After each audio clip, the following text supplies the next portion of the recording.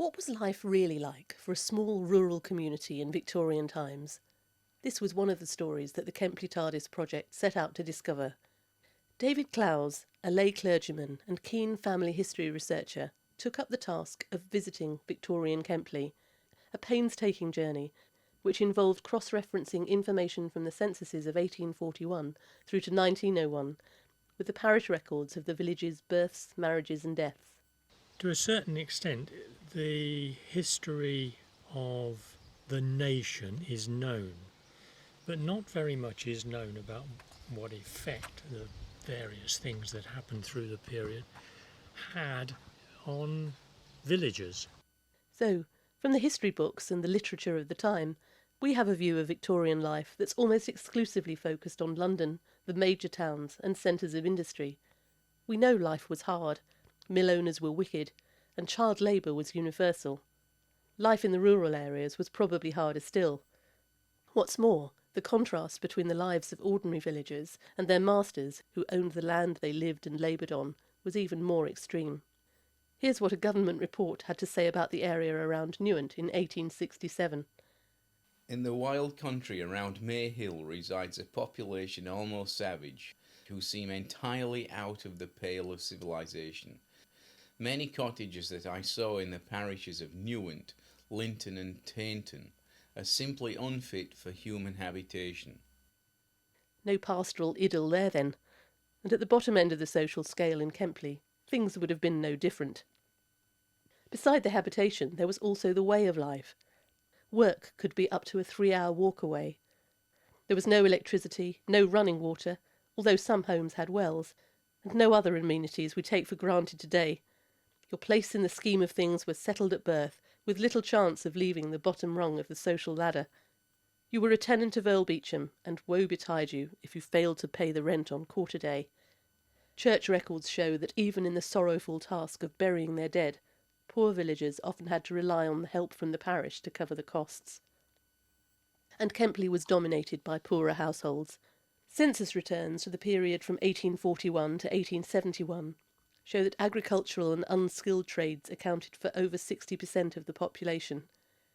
Deeper examination of variations in returns for this period suggests that some households escaped the attention of the census, so we can assume that the number of labourers was probably higher still. The census also recorded how very different life was in Kempley's larger houses, as David discovered. There clearly was relative wealth in some areas and poverty in others.